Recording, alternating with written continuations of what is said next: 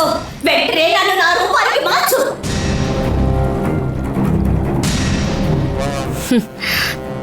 నేనొచ్చిన పని పూర్తయ్యేంత వరకు ఈ తొట్టే నీకు ప్రపంచం. ఇందులోనే ఉండాలి. నందిని, చెప్తే విను. ఇది నీకు మంచిది కాదు.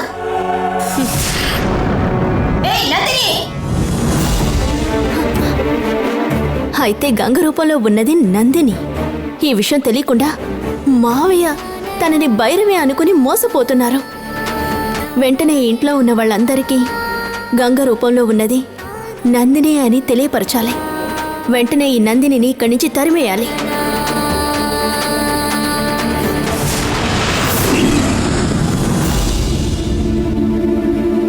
దేవసేన, రామ్మా.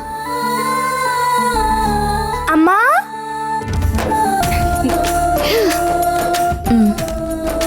బ్యాగ్ తీసి ఇలా ఇవ్వు.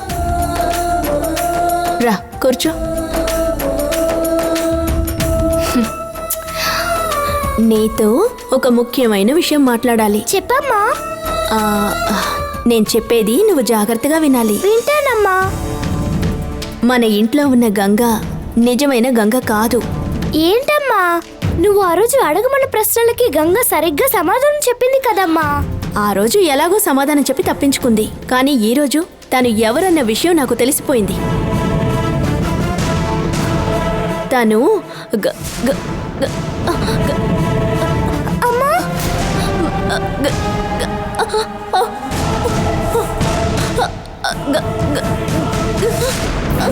ఏమైందమ్మా?